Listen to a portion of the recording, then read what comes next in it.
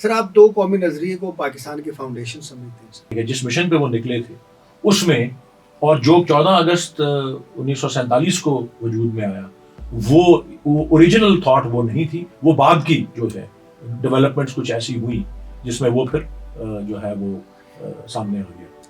اور بلکہ آپ نے اگر شاید میرے والد کا وہ پشوا نے پوڈ کاسٹ تو نہیں کہلاتا تھا، لیکن ایک ڈیجیٹل چینل نے ہی وہ ایک لیا ہوا تھا گفتگو ان کے ساتھ کی ہوئی، جس میں انہوں نے ایک وہ الفاظ بھی ایسے استعمال کیے کہ پاکستان تو اصل میں ہندوؤں نے بنایا. اب یہ ریلیٹ کیا جاتا ہے کہ وہاں پہ پاکستان کا خواب دیکھا گیا. کیا سر، کیا یہ جو ریلیٹ کیا جاتا ہے، کیا یہ ایگزیجریشن نہیں ہے؟ تو یہ دو فلاسفی سیدھا. اب یہ بھی کرٹیسزم اس کے اوپر بھی کیا جاتا ہے کہ جو علامہ اقبال صاحب تھے وہ پین اسلامزم کے داعی تھے اور اس کانٹیکسٹ میں نیشن اسٹیٹ کو دیکھتے تھے، جبکہ جو دوسری نیشن اسٹیٹ تھی ایتھنیسٹی کے اوپر، لینگویج کے اوپر، یا جو دوسرے انڈیکیٹرز تھے ان کے اوپر، وہ بعد میں قائم ہوئی، یا اس وقت ان کے اندر ایک تھا. تو سر آپ سمجھتے ہیں کہ ایک ریلیجن کے اوپر آپ ایک نیشن کے اندر ایک دوسری نیشن کو کھڑا کر سکتے ہیں؟ یہ ہو گیا کہ ایسے ایلیمنٹس جن کی نہ تو کوئی دلچسپی تھی پاکستان کے بننے میں، بلکہ یہ بھی سمجھ لیں کہ جنہوں نے یہ بھی یہاں تک بھی کہا کہ ہم تو اس گناہ میں شریک نہیں تھے، انہوں نے سمجھا کہ وہ سب سے بڑے تھانے دار ہیں اس کے، تو وہ زیادہ ان کو، چاہے وہ مذہبی جماعتیں ہوں چاہے سیاسی جماعتیں، پرٹیکولرلی یس جی. اور پھر کچھ ہم سے بھی بدقسمتی بھی ہوئی اور ہم سے غلطیاں بھی ہوئیں. بدقسمتی یہ ہوئی کہ قائد جو تھے وہ 1 سال ہارڈلی جو ہے وہ زندہ رہے.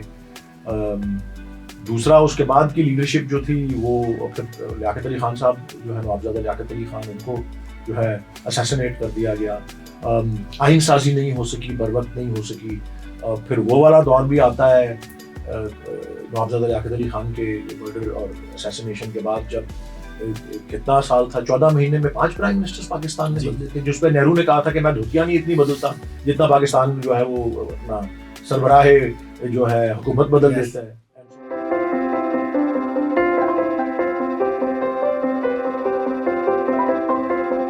السلام علیکم ناظرین ریپبلک پالیسی کے پلیٹ فارم سے ایک دفعہ پھر آپ کی خدمت میں حاضر ہیں. جیسا کہ آپ جانتے ہیں کہ ہمارا تھنک ٹینک بنیادی طور پہ 10 تھیمز پہ کام کرتا ہے. اس میں ایک ہمارا بنیادی تھیم کانسٹیٹیوشن، لا، ہسٹری کا بھی ہے. آج ہمارے ساتھ ایک ایسی شخصیت ہیں جو ایک بہت بڑی لیگیسی سے کو انہیرٹ کرتی ہیں.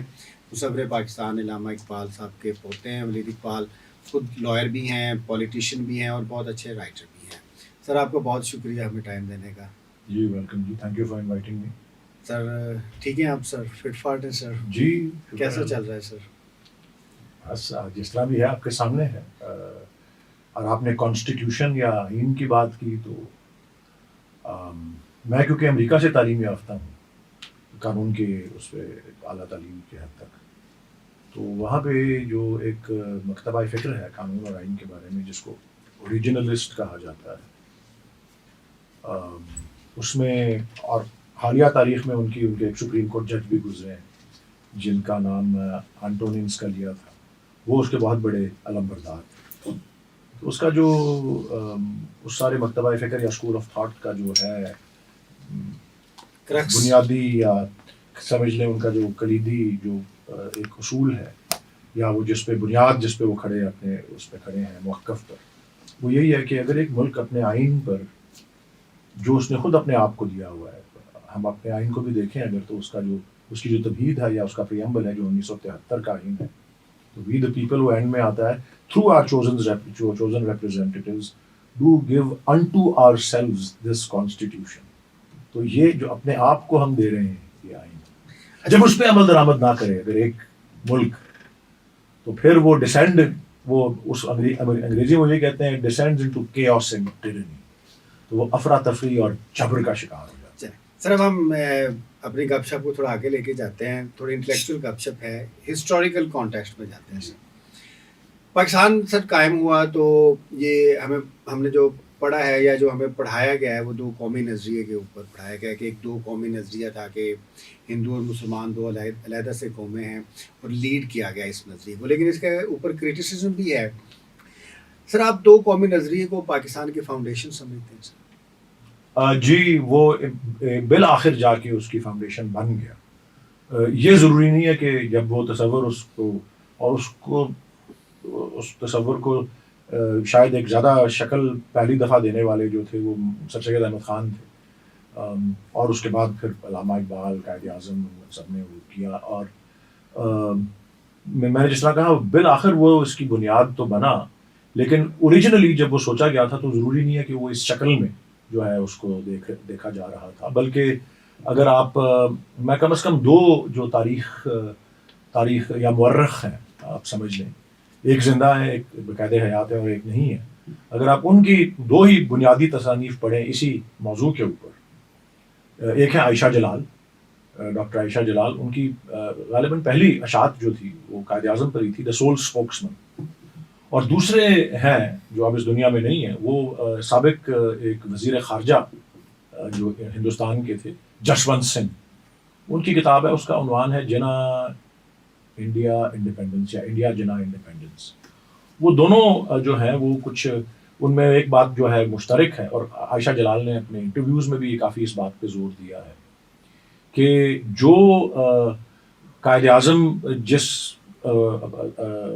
مشن پہ نکلے تھے، یا ایون علامہ اقبال نے جو تصور پیش کیا تھا، اور پیچھے جائیں تو جو سر سید احمد خان کی طرف سے جو ایک موقف اختیار کیا گیا تھا، بٹ خصوصاً وہ قائد اعظم یا حضرت قائد اعظم محمد علی جناح رحمۃ اللہ علیہ کے نام کے حوالے سے یہ کہتی ہے کہ جس مشن پہ وہ نکلے تھے اس میں، اور جو 14 اگست 1947 کو وجود میں آیا، وہ اوریجنل تھاٹ وہ نہیں تھی، وہ بعد کی جو ہے ڈیولپمنٹس کچھ ایسی ہوئی جس میں وہ پھر جو ہے وہ سامنے آ گیا.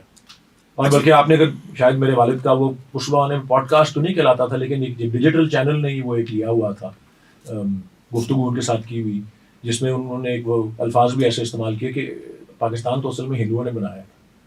تو یہ کچھ ان کی ہٹ دھرمی بھی تھی وہ بہت زیادہ، جو اس شکل میں اس کو لے کے آ گئی. ادروائز ضروری نہیں ہے کہ اس نوعیت کی تقسیم ہوتی، انڈیپینڈنس اور سیلف گورننس ضرور اس میں، اور جو ہے آٹونومی جو ہے وہ ضرور. اگر آپ اس میں جو 1929 میں محمد علی جناح صاحب کے نکات ہیں، پھر 1940 کی جو ریزولوشن ہے، پھر جو 1945 کا کیبنٹ مشن ہے، اس میں دیکھیں تو وہ سیلف گورننگ رول کے لیے آپ ایک چیز مس کر گئے ہیں بیچ میں، 1929 میں قائد اعظم کے پوائنٹس اور 1930 میں علامہ اقبال کا خطبہ الہ آباد. وہ کیونکہ ایکسکلوسو میں اس کی طرف آ رہا. اچھا سر، اب 1930 میں جو خطبہ الہ آباد ہے اس کی طرف آتے ہیں.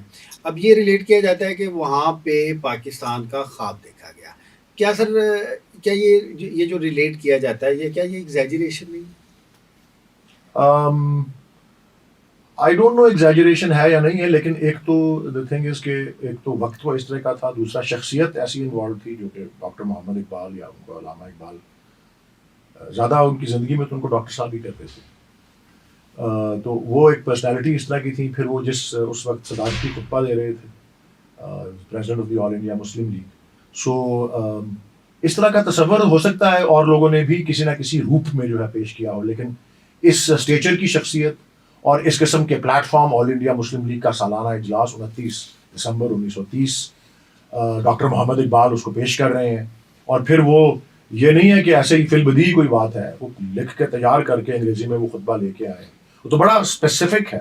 تو میرے خیال ان اسپیسیفک ٹرمز میں اور اتنی پوائنٹڈ اور اسپیسیفک ٹرمز میں، اور اس کے علاوہ بہت سے اور اصول جو انہوں نے اس خطبے میں دیے، وہ آئی تھنک اس کے کانٹیکسٹ میں اگر دیکھیں تو وہ ایگزیجریشن بالکل نہیں ہے میرے خیال میں. یہ انفیئر کرٹیسزم ہے، کیونکہ بیسکلی سر وہ آل انڈیا مسلم لیگ کا پلیٹ فارم تھا، اور اس پہ جو چیز بھی ایک ریزولوشن کی صورت میں آئی ہے، اٹ مینس کہ اس کو پارٹی کی کنسنسس تھی، اور وہی پارٹی جو بعد میں پاکستان بنانے میں سب سے آگے رہی. تو یہ ایک پولیٹیکل، آپ کہہ لیں کہ جو ایک پولیٹیکل گورننگ باڈی تھی اس وقت مسلمانوں کی، یا ایک پولیٹیکل پارٹی جو بن رہی تھی، اس کی طرف سے ایک آفیشیل اسٹیٹمنٹ تھی کہ جو ویسٹ میں مسلمان علاقے ہیں، ایٹ لیسٹ ان کو بہت زیادہ آٹونومی کی ضرورت ہے. نارتھ ویسٹ بالکل خاص طور پہ. اچھا سر، ہم اس کو آگے لے کے چلتے ہیں کہ پھر 1937 کے الیکشن ہوتے ہیں. ایک اور بھی چیز میں عرض کر دوں، کیونکہ میں سمجھتا ہوں کہ اس کی بھی اہمیت ہے. جس وقت علامہ اقبال نے خطبہ الہ آباد پیش کیا وہ 1930 تھا. پھر آپ دیکھتے ہیں کہ 1939 میں دوسری جنگ عظیم شروع ہوتی ہے. تو علامہ تو انتقال کر چکے تھے نا 1938 میں. تو یہ، اور پھر اس کے بعد 1945 میں پھر جب وہ جنگ عظیم ختم ہوتی ہے، پھر اقوام متحدہ کی بنیاد رکھی جاتی ہے. تو نیشن اسٹیٹ کا وہ تصور تو آتا ہی دوسری جنگ عظیم کے اختتام کے بعد. تو علامہ اقبال کے وقت تو وہ اس طرح کا تصور تھا بھی نہیں. اور قائد اعظم بھی جب وہ اسٹرگل کر رہے تھے پاکستان کے لیے, یہ تو 45 کیونکہ ایک 45 کی اہمیت ہے اس میں, 45 اینڈ دین 46, تو وہ نیشن اسٹیٹ کا تصور بھی اسی وقت کی ایک ہی ڈیولپمنٹ ہے, اور جو کہ بالکل وہ ان ریئل ٹائم ہو رہی تھی. اس سے پہلے اس کا تصور موجود نہیں تھا. تو اس قسم کی میں خیال جاوید جبار صاحب کی بھی اس میں ایک گفتگو جو ہے وہ امپورٹنٹ ہے, جو کہہ رہے ہیں کہ جی آپ اگر 14 یا 15 اگست 1947 سے پہلے جائیں تو جو ہندوستان اس وقت کا تھا وہ بھی آج کے جس طرح سے وہ بنا ہوا ہے وہ اس طرح سے نہیں تھا. وہ بالکل ایک اور اس کا ڈیزائن تھا, اور وہ اس کا جو اسٹرکچر اور نیشن اور وہ سارا پھر جو پولیٹیکل سب ڈویژنس کا بننا اور اس کا ایک ساورن اسٹیٹ بننا, وہ بھی اسی ایک خاص ایک موقع کی جو ہے ایک ڈیولپمنٹ یا ایک ایجاد تھی. اس سے پہلے وہ تصور بھی وہاں موجود نہیں ہوتا. سر اس وقت یہ دو فلاسفی سیدھا, اب یہ بھی کرٹیسزم اس کے اوپر بھی کیا جاتا ہے کہ جو علامہ اقبال صاحب تھے وہ پین اسلامزم کے داعی تھے اور اس کانٹیکسٹ میں نیشن اسٹیٹ کو دیکھتے تھے, جبکہ جو دوسری نیشن اسٹیٹ تھی ایتھنیسٹی کے اوپر, لینگویج کے اوپر, یا جو دوسرے انڈیکیٹرز تھے ان کے اوپر وہ بعد میں قائم ہوئی, یا اس وقت ان کے اندر ایک تھا. تو سر آپ سمجھتے ہیں کہ ایک ریلیجن کے اوپر آپ ایک نیشن کے اندر ایک دوسری نیشن کو کھڑا کر سکتے ہیں؟ جی اس وقت کے حالات کے مطابق تو یہ بالکل ایک واضح ایک تصور تھا, اور ڈاکٹر اقبال نے بھی اس کو بڑے کلیئر ٹرمز میں پیش کیا. اور پھر اگر آپ قائد اعظم کے اس خطبے کو بھی دیکھیں جو کہ ابھی حال ہی میں پاکستان ڈے ہوا ہے نا جی 23 مارچ, تو وہ تو قرارداد اس دن منظور ہوئی تھی, لیکن ویسے تو وہ 3 روزہ جو تھا اجلاس تھا 22, 23 اور 24. تو 22 تاریخ کو جب 2:30 بجے کے مقررہ وقت سے پہلے ہی پنڈال بھر چکا تھا, اور مقررہ وقت 2:30 بجے تھا, اور قائد اعظم پہنچتے ہیں 2:25 پہ. یہ بھی دیکھیں تاریخ کی کتاب, میں بھی حال ہی میں پڑھ رہا تھا روزوں میں, وہ یہ آج کل ٹائم بھی زیادہ ہوتا ہے پڑھنے کا. تو اب وہ 100 منٹ کا جو قائد اعظم نے فی البدیع خطاب کیا, اس میں بھی انہوں نے کچھ وقت اس موضوع پہ بھی دیا کہ جی ہمارے ہیروز, ایک کا ہیرو دوسرے کا ویلن ہے, اور ہمارے کھانے پینے کا انداز اور ہے, ہم انٹر میری نہیں کرتے, اور یہ اور وہ بڑا واضح ایک کانسیپٹ تھا, اور وہ بڑا کلیئرلی ایمرج بھی کیا. اور وہ جس طریقے سے جب یہ بات عیاں ہوتی گئی کہ جی اب انگریز جو ہے یہ چھوڑ کے جا رہے ہیں ہندوستان کو, اور اپنی طرز کی پارلیمانی جمہوریت دینے کی وہ کوشش کریں گے یا کر رہے ہیں, اور وہی یورپی جمہوریت جس میں علامہ نے کہا بندوں کو گنا جائے گا تولا نہیں جائے گا, تو اس کے اندر تو مسلمان قوم بالکل کچلی جانی تھی. اور اس لیے ان کو یہ, اور وہ تو کانگریس نے تو شروع بھی کر دیا تھا کہ جی ہندوستان میں اگر اس وقت کی تاریخ کو آپ دیکھیں تو ان کے اعلانیہ وہ تو کہتے تھے کہ ہندوستان میں 2 ہی قوتیں ہیں جو کسی قابل ذکر ہیں, یا جو کوئی جن کو آپ ریکگنائز کر سکتے ہیں, ایک انگریز ہے اور دوسرا آل انڈیا وہ ہے انڈین نیشنل کانگریس ہے. بہرحال آپ کو 1937 کی بات کرنا چاہ رہے تھے. آئی وانٹ ٹو آلسو 1937 میں الیکشن ہوئے, لیکن اس وقت مسلم لیگ جو ایک سیپریٹ الیکٹوریٹ میں ریپرزینٹ نہ کر سکی مسلمانوں کو, وہ تو بعد میں پھر حالات ایسے ہوئے 1945-46 کے الیکشنز میں کہ وہ سارا جو ایک یہ نیریٹو تھا مسلم لیگ کا کہ ایک انڈیپینڈنٹ ملک ہونا چاہیے, وہ اس کے اوپر ایک انڈورسمنٹ آ گئی لوگوں کی طرف سے. لیکن وہ وہاں پہنچ کے نہیں آئی تھی جی. اس کے بعد 1937 کے بعد جتنے ضمنی انتخاب ہوئے ایک میں 100% سکسیس ریٹ, جب قائد اعظم نے آ کے باغ ڈور سنبھالی آل انڈیا مسلم لیگ, جب وہ واپس آئے جی. اور میں آپ کو واپس 37 کی طرف اس لیے لایا ہوں کیونکہ میں سمجھتا ہوں کہ کچھ حد تک جو نظر انداز ہوئی تاریخ کے حوالے سے اہم دستاویزات ہیں, موجود ہیں, منظر عام پہ ہیں, انٹرنیٹ پہ آپ کو مل جاتی ہیں, لیکن ان کو میں نہیں سمجھتا اتنی اہمیت ملی ہے جتنی ان کی ہونی چاہیے. وہ 12-13 خطوط ہیں جو 1936 اور 1937 میں علامہ اقبال نے قائد اعظم کو لکھے.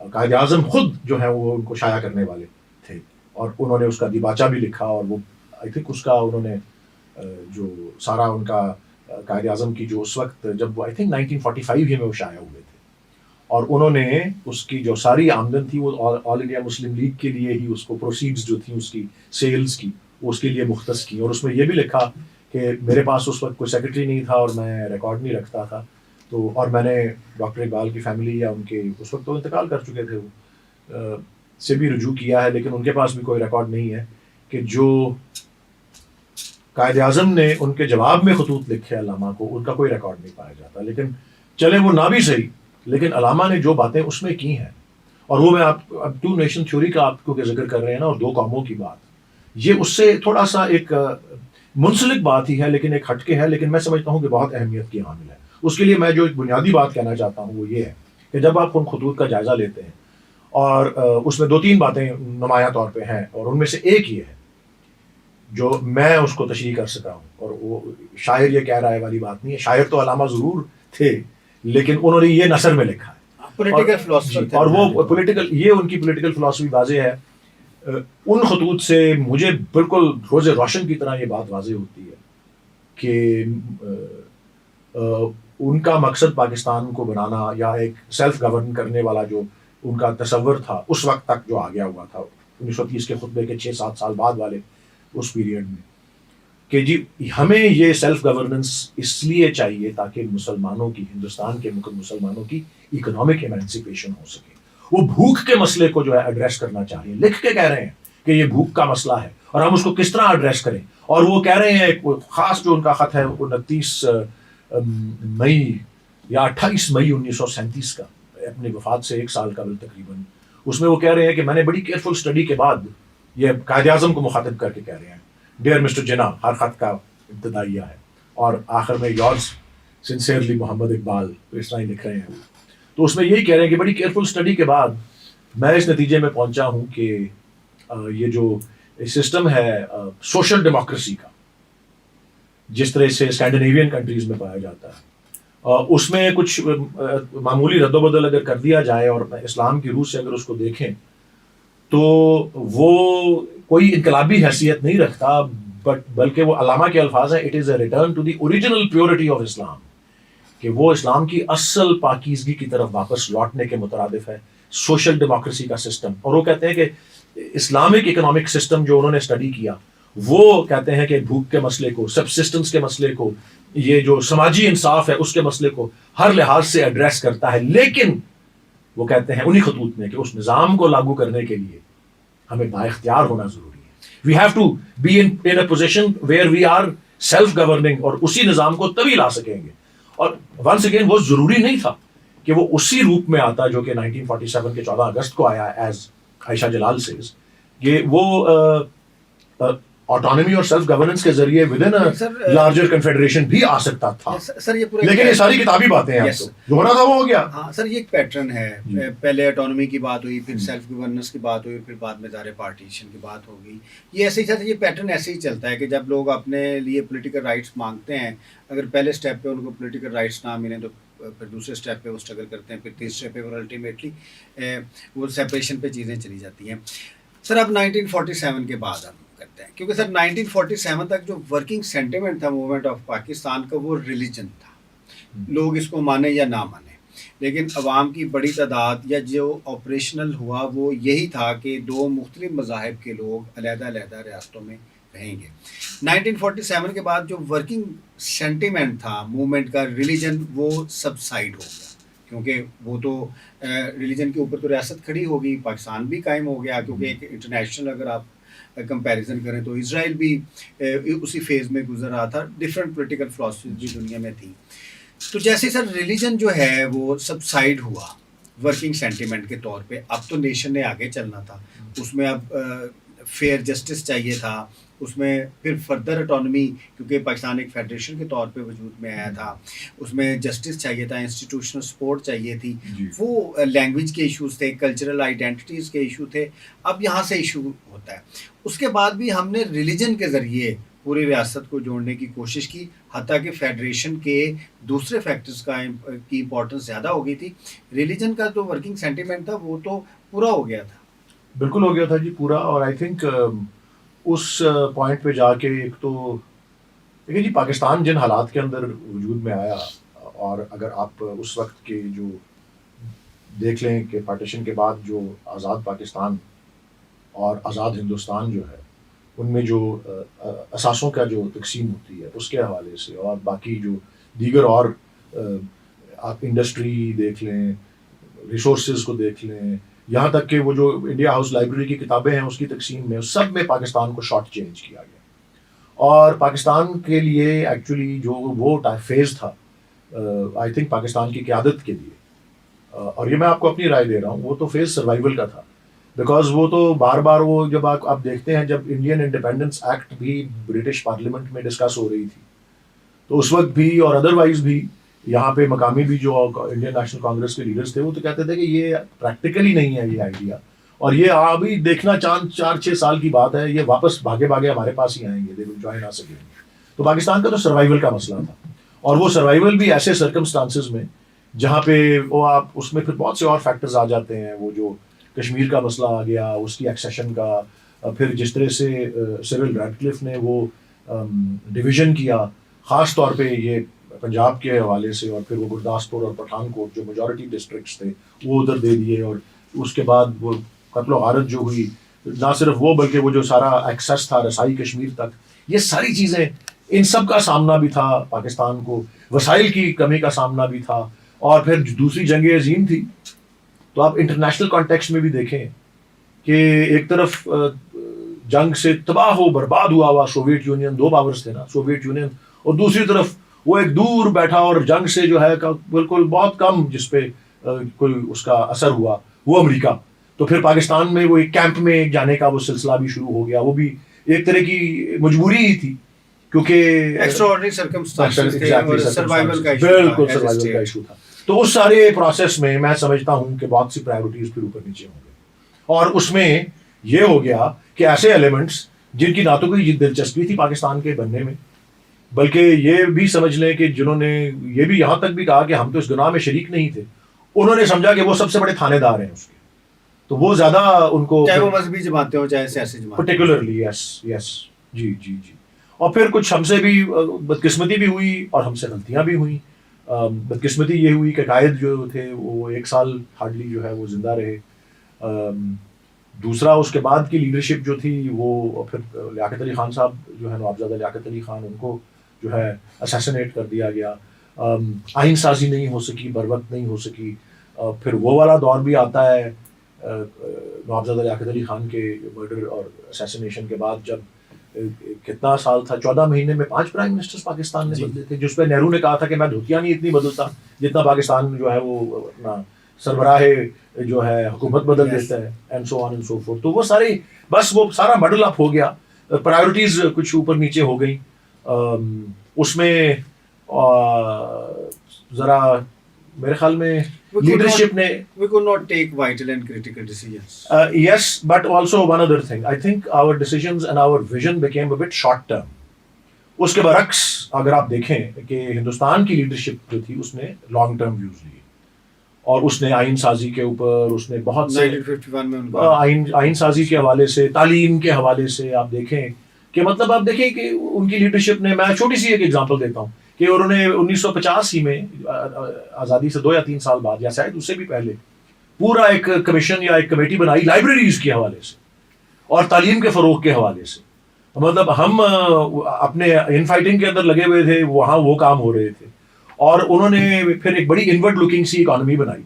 اور میں اپنے اسکول کے دنوں کی اور ٹین ایجر کی بھی اور اس سے زیادہ کی بھی عمر کی اگر موقع بھی یاد کرتا ہوں تو خوشحالی جو تھی یا جو اوور آل اکنامک پراسپیرٹی تھی اس میں انڈیا پاکستان سے کہیں پیچھے تھا. لیکن انہوں نے جس طرح اپنی پلاننگ کی ہوئی تھی انورڈ لکنگ اکانومی کو کرتے کرتے کرتے کرتے انہوں نے آخر میں پھر جا کے ریفارم شروع کیے اور اس کو آؤٹ سائڈ ورلڈ کے لیے کھولا. اس سے پہلے تو ہمارے یہاں ہر قسم کی لگژری گڈز آ رہی ہوتی تھی، وہ سادگی کے اوپر چل رہے ہوتے ہیں. میں کہہ رہا ہوں پرائیورٹیز جو ہے ساری ہم نے وہ انہوں نے لانگ ٹرم لی ویو، اور لانگ ٹرم کے حوالے سے کیونکہ ان کے پاس وہ لگژری تھی، ہمارے پاس شارٹ ٹرم کا ویو تھا، ویژن انفارچونیٹلی امپلائے ہوتا رہا. اور اس کے پیچھے ڈائنامکس میں یہ بھی تھا کہ سروائیول موڈ کے اندر پھر آپ شارٹ ٹرم ہی دیکھتے ہیں، آپ آج سے کل کا دیکھتے ہیں. تو ہم نے پھر انفارچونیٹلی اس میں کچھ غلطیاں زیادہ کر لیں اور پرائیورٹیز ہماری اوپر نیچے ہو گئی، اور اسی پھر گرداب میں ہم جو ہے وہ اسپائرل یا ڈاؤن ورڈ اسپائرل ہی چلتا رہا انفارچونیٹلی. 1947 کو میرے والد صاحب مجھے کہتے تھے کہ 13 اگست 1947 کو آئی واز این انڈین، اور 14 اگست یا 15 اگست 1947 کو آئی واز پاکستانی. تو یہ ایک دن میں یا 2 دن میں جو ایک پورا ایک نیشنلزم تھا، وہ چینج ہوا. یہ پاکستانی ہونا ایک ایسا نام آیا جو ریلیٹ ہی نہیں کرتا تھا. بیسکلی یہ انڈس لینڈ ہے. بڑی کنفیوژنز ہیں. انڈیا بھی انڈس سے نکلا ہے اور India has nothing to do with Indus. Indus بہتا پاکستان میں کیونکہ یہ کشمیر سے ہو کے تبت سے ہو کے اس علاقے سے آتا ہے, لیکن یہ دریا اس علاقے میں بنتا ہے. ایک دن انڈینز ہیں, the very next day we become Pakistani. تو جو ایک 5000 سال کی ہماری سویلائزیشن تھی, انڈس سویلائزیشن تھی, جو اس کو ہم نے انہیریٹنس جو ہم نے انہیریٹ کرنی تھی, وہ تو ہم نے انڈیا کو دے دی. اور پھر نئے سرے سے پاکستان کا نیشنلزم بنانا اس سینٹیمنٹ کے اوپر جو ورکنگ سینٹیمنٹ نہیں تھا, جس نے اپنا آبجیکٹیو اچیو کر لیا تھا. تو یہ بڑی ایک آئیڈیلسٹک اپروچ نہیں تھی. نہیں جی, اس میں بھی میں سمجھتا ہوں ونس اگین میں اسی پہ, اگر آپ نے دیکھا ہو, میرے خیال میں کسی وقت آپ ان سے بھی گفتگو کیجیے گا, جاوید جبار صاحب نے, کہ وہ ہم ایک ہی وقت پہ آزاد ہوئے اور ہم دو نیشنز جو ہیں وہ ایک ہی وقت پہ بنے, کیونکہ نیشن کا وہ تصور آزادی سے پہلے نہیں تھا. اور ہم نے جو ایک, میں آپ کو جو ابھی گفتگو میں عرض کرتا بھی رہا ہوں کہ ہم نے کچھ غلطیاں زیادہ کی, سروائیول موڈ میں ہمارا ویژن شارٹ ٹرم رہا. ایک جو میں سمجھتا ہوں ہماری ریاست نے جو ایک کوتاہی جس کا وہ شکار رہی ان ساری دہائیوں میں, وہ یہ بھی تھی کہ وہ ایک نیشنل آئیڈینٹی بلڈ نہیں کر سکی. ایک نیشنل آئیڈینٹی, ایک قومی تشخص جو ہے وہ بلڈ کرنا بھی نیشن بلڈنگ کا ایک پارٹ ہوتا ہے. وہ بھی لیڈرشپ کی ایک ذمہ داری ہوتی ہے, اور وہ ڈے ون سے کی جا سکتی تھی جس طرح سے, اس طرح سے نہیں ہوئی. یہ میں اپنی رائے دے رہا ہوں آپ کو, اور آپ کے سوال کو بھی یہ ایڈریس کرتا ہے کہ اس میں ایسی کوئی بات نہیں تھی. یس, ہم ایک نیشن ان دا میکنگ یا ایک نیا ملک تھے, لیکن اتنا ہی نیا ملک ایک آزاد ہندوستان بھی تھا.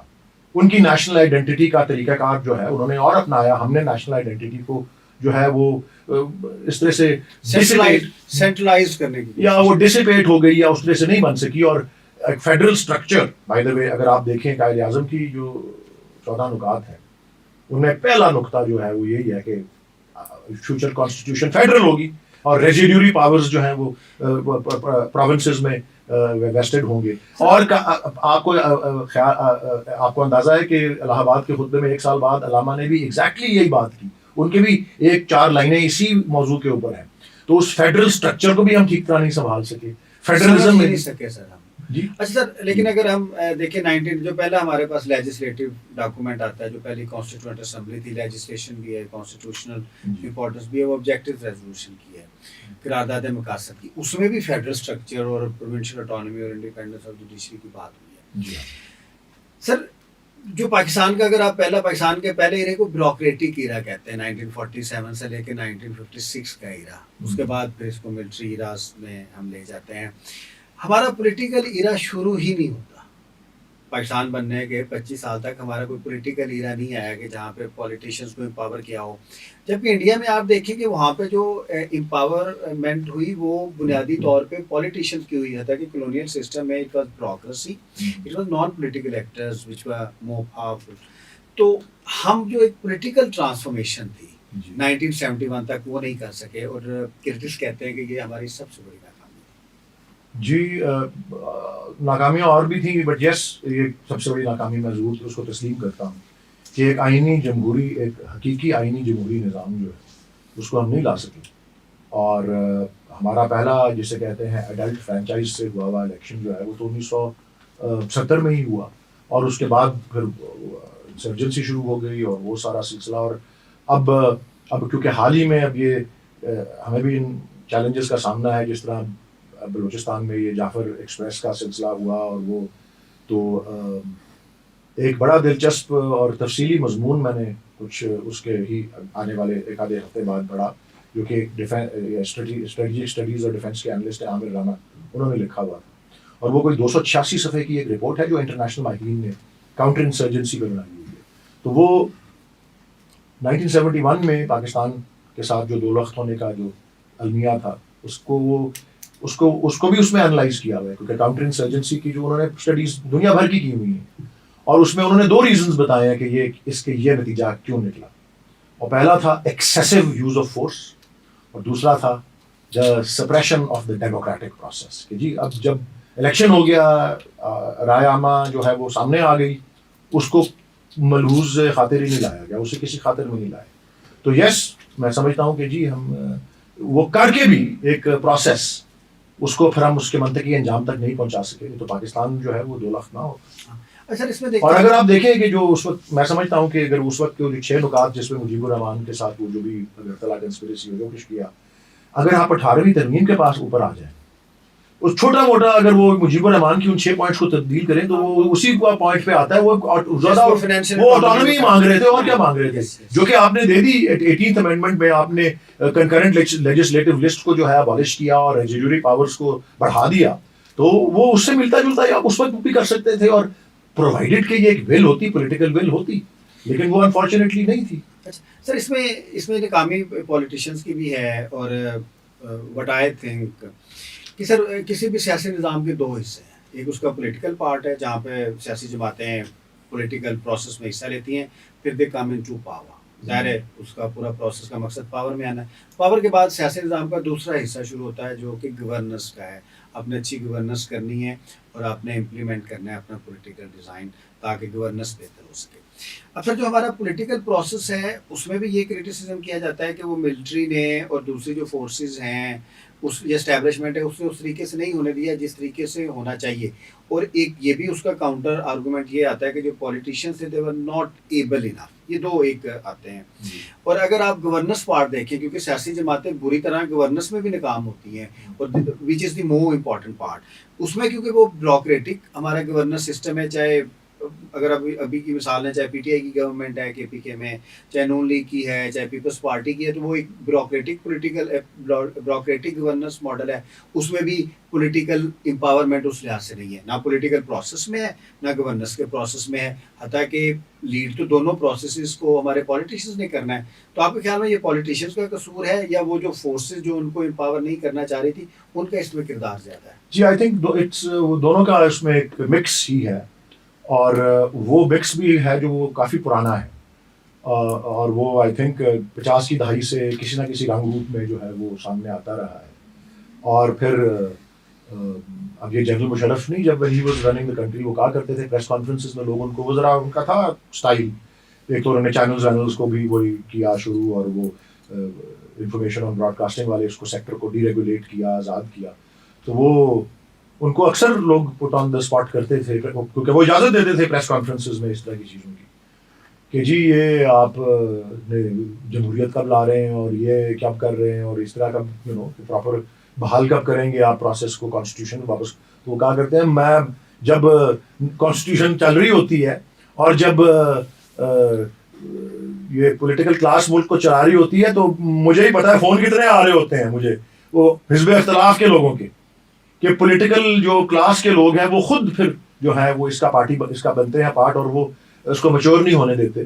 حالانکہ میں اس بات میں کبھی یقین رکھتا ہوں کہ آپ ایک ملک کے, اور آج کل خاص طور پہ جس طرح سے ایڈوانسز ہو رہے ہیں science technology digital age artificial intelligence, آپ عوام کی جو رائے ہے اس کو انڈر ایسٹیمیٹ نہیں کر سکتے.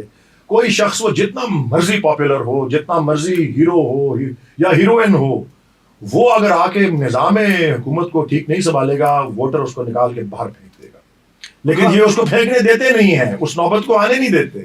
بھائی 4-5 سال کا یہ عرصہ ہے. یہ ایک جب کچھ 10-8 سال پہلے کوئی ایک گفتگو اس پہ ہو رہی تھی تو یہ ایس ایم ظفر مرحوم اور 2-3 اور ماہرین جو تھے ان سے پوچھا گیا, انہوں نے کہا چلیں یار 5 سال اگر نہیں برداشت کرنا تو آپ اس کو ترمیم کر کے مدت کو 4 سال کر دیں, لیکن اس کو چلنے تو دیں, کیونکہ وہ پروسیس جو ہے وہ ویڈ آؤٹ کر دیتا ہے. اس پروسیس کو نہیں چلنے دیا گیا, اور اس میں کچھ ہاتھ جو ہے ایک اہم اور موضوع جو ہے وہ ریلیٹڈ ہے اس سے, وہ یہ ہے کہ ایکسکیوز می پولیٹیکل پارٹیز کے اندر بھی جو ہے اس میں پراپر ڈیموکریسی اگر آئے تو وہ ڈیموکریٹک کلچر جو ہے وہ پھر اس کو اور زیادہ فروغ ملتا ہے اس میں.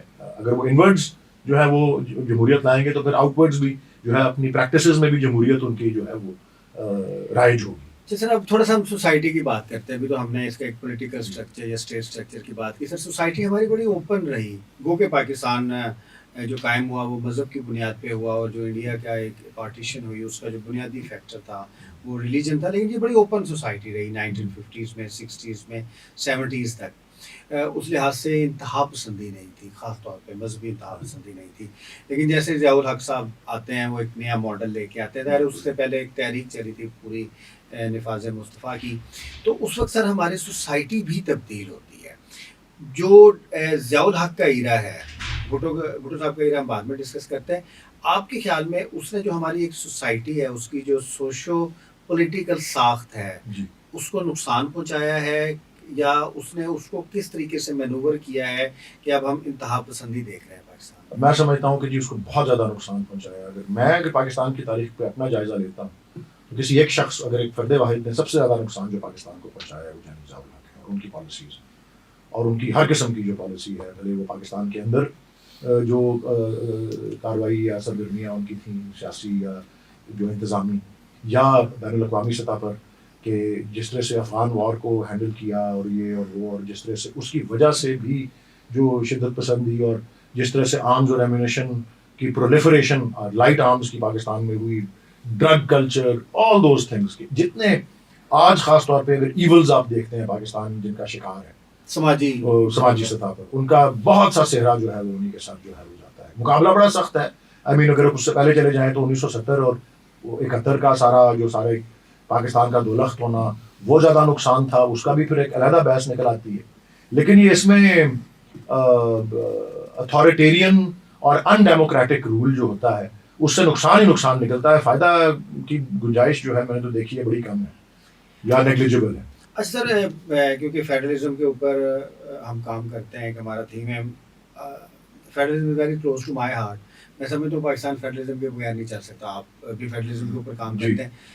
سر فیڈرلزم کا جو کانسیپٹ ہے اس کی انڈرسٹینڈنگ ہی نہیں ہے پاکستان میں. نہ اس کے اوپر کوئی ریسرچز ہوتی ہیں، نہ اس کے اوپر کوئی ڈاکٹریٹ کی ڈگریز ملتی ہیں، نہ یہ ہمارے سلیبس میں ہے. حتیٰ کہ ریاست کا پورا جو سسٹم ہے وہ ایک فیڈرلزم کے اوپر. اگر آپ امریکن فیڈریشن کی بات کریں، انڈین فیڈریشن کی بات کریں، سوئٹزرلینڈ کی فیڈریشن کی بات کریں یا دوسری فیڈریشنز کی بات کریں، ان کا بہت زیادہ ورک ہے فیڈریشن اور فیڈرلزم کے اوپر. بالکل ان کی مقننہ لیجسلیچر میں، ایگزیکٹو میں، جوڈیشری میں، ان کے پاور سٹرکچر میں اس کے اوپر بحث ہوتی ہے. پہلا کویشچن ہی یہ ہوتا ہے کہ وہ فیڈرل پرسپیکٹو سے دیکھتے ہیں. ہماری فیڈریشن کی ریاستیں اگر آپ 1947 سے لے کے 2025 تک آ جائیں، فیڈرل پرسپیکٹو کی لحاظ سے تو چیزیں دیکھی نہیں جاتی. یہ تو انتہائی یونٹری اور سینٹرلائز پرسپیکٹو سے لحاظ سے دیکھا جاتی ہیں. تو سر یہ فیڈرلزم کی حقیقت کو پاکستان نے کیوں کبھی قبول نہیں کیا؟ کیونکہ پوری پیچھے ہسٹری بھی یہی آ رہی تھی. اور پاکستان کو سینٹرلائزڈ قوتیں کیوں سینٹرلائز طریقے سے چلانا چاہیے؟ میں ونس اگین یہی سمجھتا ہوں کہ یہ آٹوکریٹک اسٹائل آف گورنمنٹ جو ہے، اتھارٹیرینزم جو ہے، وہ اسٹرانگ سینٹر والی جو تصور ہے اس کو ہمیشہ فروغ ملتا رہا. بلکہ آپ کہہ تو صحیح رہے ہیں کہ اس پہ شاید اتنا کام نہیں ہوا جتنا ہونا چاہیے، لیکن میں سمجھتا ہوں کہ کچھ ان پبلشڈ ورک ہے جس سے میں واقف ہوں، اور کچھ آج کل اسلام آباد کے تھنک ٹینکس میں بھی وہ ڈسکس ہو رہا ہے. ایک پاکستانی لائر ہی ہیں جو کہ ییل یونیورسٹی سے پڑھے ہوئے ہیں اور اب اسلام آباد میں مقیم ہے، لیکن جب وہ باہر تھے ان کا نام ہے ڈاکٹر داؤد منیر، اور انہوں نے ایک ری ڈیزائن جو ہے اس کے اوپر کافی کام کیا ہوا ہے، پروونشل ری ڈیزائن جسے کہا جاتا ہے. اور میں نے ایکچولی وہ میرے ہی انہوں نے انیشل کام جو کیا تھا وہ میرے ہی، کیونکہ مجھ سے انہوں نے رابطہ کیا جب میں پبلک لائف میں زیادہ آیا اور انہوں نے کچھ آئیڈیاز مانگے. میں نے کہا جی اس پہ کام کرو، اور ان کی جو اسٹڈی ہے، اور آئی تھنک انہوں نے اس کو اپڈیٹ بھی کیا کیونکہ وہ 2013 یا 14 میں انہوں نے کی تھی اور اب 10-12 سال گزر گئے ہیں، کہ اس فیڈرل اسٹرکچر جو ہے اس کو مضبوط کرنے کا جو ایک بڑا اہم طریقہ کار ہے، اور اس میں دنیا کے تجربے کو بھی خاص طور پہ دوسری جنگ عظیم کے بعد کا جو ہے اس میں جس کو ایمپیریکل ایویڈنس کہتے ہیں وہ بھی کہ جی وہ بھی ساتھ پیش کیا گیا ہے کہ ایک فیڈرل اسٹرکچر میں جتنے اس کے پولیٹیکل سب ڈویژنس ہوتے ہیں، the number of those sub divisions اب ہمارے 4 ہیں، اور وہ 4 ہی رہے ہیں شروع سے اب تک جو اس ویسٹ پاکستان کو اگر آپ لے لیں. اور وہ جو دنیا کا تجربہ ہے پچھلے 90 سال سے لے کے 100 سال تک کا، وہ تو یہ رہا ہوا ہے کہ جتنے کم فیڈریٹنگ یونٹس ہوتے ہیں اتنا ہی اس فیڈریشن کو ڈس انٹیگریٹ کرنے کا جو ہے خطرہ ہوتا ہے. جتنے زیادہ اس کے سب ڈویژنز ہوں گے اتنا ہی وہ زیادہ مضبوطی کی طرف جو ہے وہ جاتا ہے. اب آپ دیکھیں کہ آزادی سے لے کے اب تک ہندوستان کتنے صوبوں سے شروع ہوا تھا اور اب کتنے صوبے ہیں، اور ابھی 2-4 سال قبل انہوں نے 6 نئے صوبے بنا دیے، اور صوبے نئے بنانے کی بھی ترکیب جو ہے ان کے آئین میں وہ کہیں زیادہ جو ہے سمپل ہے compare to the constitution of Pakistan. یہاں تو اٹس امپاسبل. اور آپ دیکھیں کہ اس میں بہت سے فیکٹرز ہیں، اس میں باقاعدہ اسٹڈیز دکھائی ہوئی ہیں کس طرح یوگوسلاویا فیڈریشن تھی، ڈس انٹیگریٹ کر گئی، سوویت یونین ایک فیڈریشن تھی. بائی دا وے پاکستان کا بھی ایگزامپل دیتے ہیں example. کہ وہ فیڈریشن ہی تھی نا جب جی، جی. ایسٹ اور ویسٹ تھے، وہ کس طرح ڈس انٹیگریٹ کی. جتنے کم کنسٹیچوئنٹ اس کے یونٹس ہیں، جتنے کم اس کے سب ڈویژنز ہوتے ہیں یا پروونسز یا اسٹیٹس ہوتے ہیں، اتنے ہی زیادہ وہ خطرے میں ہوتا ہے ڈس انٹیگریٹ کرنے سر، ہم نے میں. جتنا زیادہ اس کو، اس لیے میں سمجھتا ہوں کہ فیڈریشن کو اسٹرانگ کرنے کا جو ایک اہم طریقہ ہے is to have much larger number of provinces, اور اس کی بہت افادیت بھی ہے. اس وہ تو آپ پڑھیں جب وہ اسٹڈیز جو ہوئی ہیں اس میں ویل ریسرچڈ ہے. سر وہ تو ظاہر فیڈریشن کی اپروچ ہوتی ہے کہ bottom to top, not top to bottom. Pakistan میں انفارچونیٹلی ایسا ہے. اگر آپ پنجاب کی اگزامپل دیکھ رہے ہیں، ہماچل پردیش ہے، ہریانہ ہے، پھر پنجاب ہے، ان کا اتنا زیادہ ڈفرینس نہیں ہے لنگوسٹکلی، کلچرلی یا دوسرے لحاظ سے جتنا ہمارے پنجاب کا ہے. اگر آپ ساؤتھ پنجاب دیکھیں، ریاست بہاولپور دیکھیں، یا آئی بلانگ ٹو پوٹھوار دیکھیں، سینٹرل پنجاب دیکھیں، بہت ڈفرینس ہے. اور یہ آئیڈینٹی کی وجہ سے ان کو کیا جا سکتا ہے. لیکن سر اب ہم بات کو تھوڑا آگے لے کے چلتے ہیں. مشرف میں صرف اس کو مکمل کرنے کے لیے یہ کہنا چاہتا ہوں کہ پاکستان کی فیڈریشن جو اس وقت جس حال میں ہے، وہ اس سے کہیں زیادہ مضبوط ہو سکتی ہے اگر اس کے یونٹس جو ہیں، جو اس کے نمبر آف پروونسز ہیں، وہ ایک تو زیادہ کیے جائیں، نمبر ایک، اور نمبر دو وہ ایتھنو لنگوسٹک لائنز پہ نہ ہو، ایڈمنسٹریٹو لائنز پہ. میں یہ سمجھتا ہوں. لیکن سر کیونکہ فیڈریشن میں سب سے امپورٹنٹ ایشو تو آئیڈینٹی کا ہوتا ہے. اگر آپ ایڈمنسٹریٹو صوبے بنائیں گے تو آئیڈینٹی کرائسس تو آئے گا. اگر آپ سندھ کی اگزامپل دیکھیں تو سندھ میں اگر وہ آپ ایڈمنسٹریٹو یونٹس پہ جاتے ہیں تو اربن سندھ ہے، اس کو جو سندھی ہے وہ نہیں مانتا بالکل، کیونکہ وہ سمجھتے ہیں کہ اس سے ان کا جو پولیٹیکل ڈیزائن ہے اس طریقے سے افیکٹو نہیں رہے گا.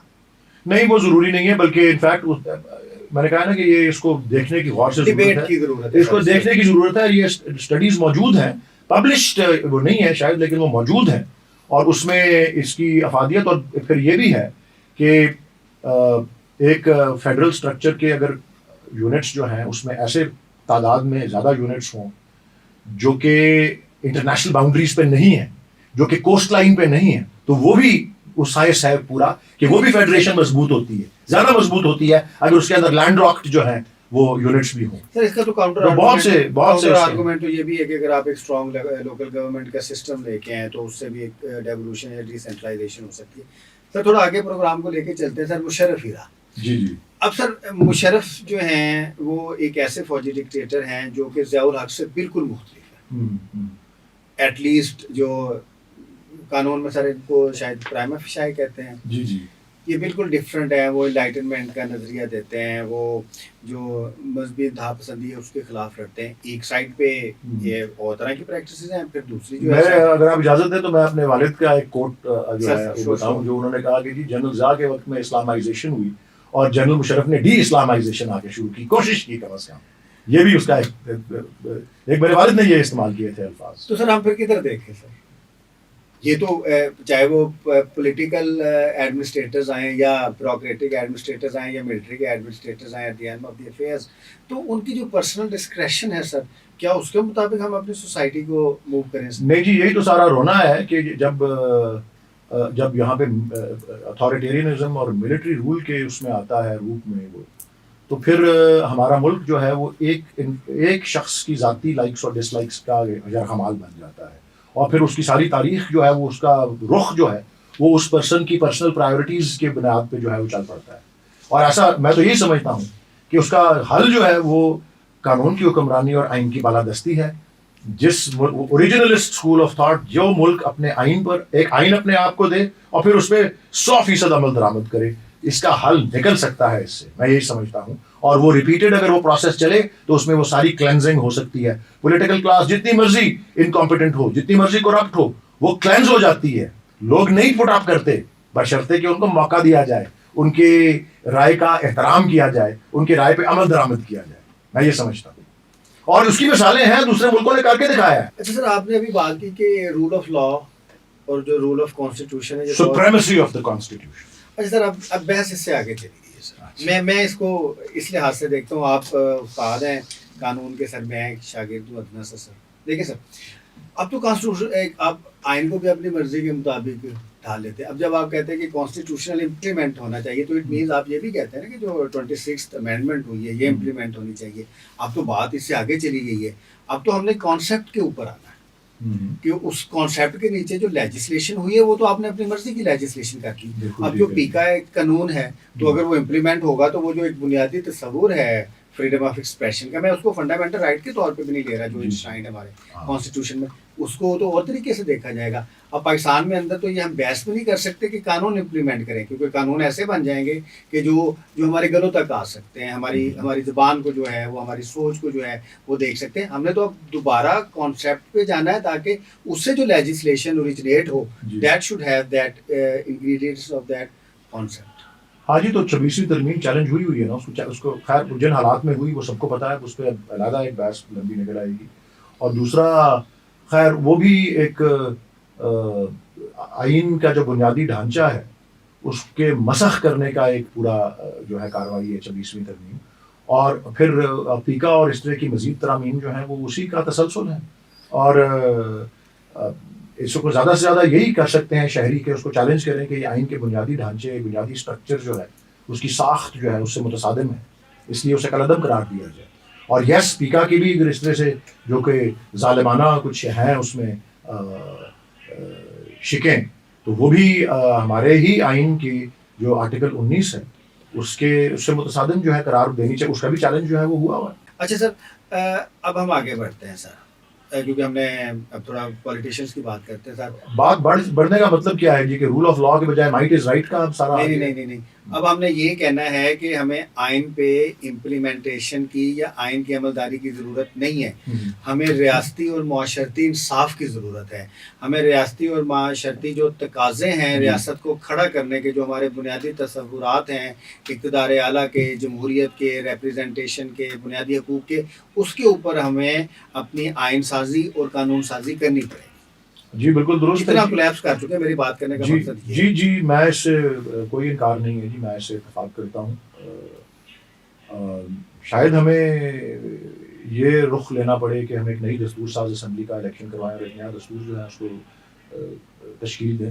یہ ہو سکتا ہے, یا ہو سکتا ہے ہم اس کو بھی انڈورس کریں, اس کو یا اس میں چینج کرنا, اس میں کوئی ایسا اس کو مضبوط مزید کریں, لیکن ایسے طریقے سے جس میں اختیارات کی تقسیم جو ہوتی ہے, جس کو ٹرائیکاٹمی آف پاورز کہا جاتا ہے, وہ واضح ہو, جو کہ ایک آئین کا بنیادی اصول ہے, کسی بھی آئین کا, کسی بھی جمہوری نظام جس میں چیکس اور بیلنسز ہوتے ہیں, جس میں احتساب کا will of the people must be translated. will of the people must be translated and نہیں خیر will of the people وہ اس کی بھی لیمٹس ہوتی ہیں. دیکھنا جی, اب ایڈولف ہٹلر بھی will of the people سے ہی آیا تھا, وہ جمہوری نظام کے بنیادی سٹرکچرز کے اندر will of the people, بنیادی سٹرکچر, اور پھر وہ will of the people, اور پھر وہ بنیادی سٹرکچرز کا جس میں خاص طور پہ اختیارات کی تقسیم اور trichotomy of powers, checks and balances, holding institutions accountable, آپ کی مقننہ اکاؤنٹیبل ہو, آپ کی ایگزیکٹو اکاؤنٹیبل ہو, اور یس جوڈیشری بھی اکاؤنٹیبل ہو, لیکن جوڈیشری جو ہے that is the ultimate guardian of the constitution, اور وہ اگر اپہولڈ کرتی ہے اس کے پھر ایک میں پوڈ کاسٹ کروں گا اس کے اوپر آپ کے ساتھ کہ judiciary should be accountable by the parliament اور ناٹ.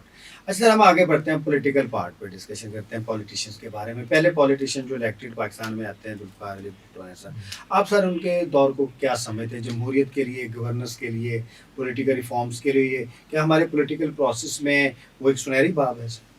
اگر آپ باقی ساری تاریخ کو ملا کر کے اور بحیثیت مجموعی دیکھیں تو سنہری باب کی حد تک تو نہیں میں جاؤں گا, کیونکہ وہ بڑا ایک اسٹرانگ ورڈ ہے, میرے کو تحفظات ہیں اس پہ, لیکن باقی ابواب سے بہتر باب ہے. اور اس کا میں سمجھتا ہوں کہ سابق وزیر اعظم ذوالفقار علی بھٹو جو ہیں, دو چیزوں کا کریڈٹ تو ان کو جانا ضروری ہے جو کہ دیر پا اور جو لانگ لاسٹنگ اور وہ رہی, ایک نیوکلیئر پروگرام اور دوسرا 1973 کانسٹیٹیوشن.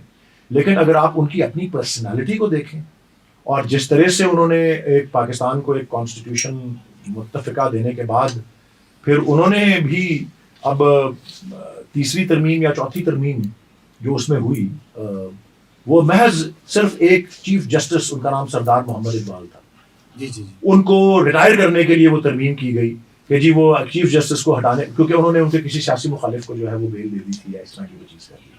تو وہ ساری جو ہے کرٹیسزم یہ بھی ہے کہ وہ بھی ڈیموکریٹ نہیں تھے جی, وہ ڈیموکریٹ آمرانہ رویہ تھا, چلے آئین تشکیل تو دے دیا, وہ پھر لاگو بھی ہو گیا, پھر ایک بلوچستان کی حکومت توڑی, ادھر سے صوبہ سرحد اس وقت جو تھا اس نے اس کے سمپتھی میں یا اس سے اظہار یکجہتی میں استعفیٰ دے دیا, تو فیڈرل سٹرکچر کو بھی وہ ساری پرابلمس جو ہیں وہ پھر آئیں.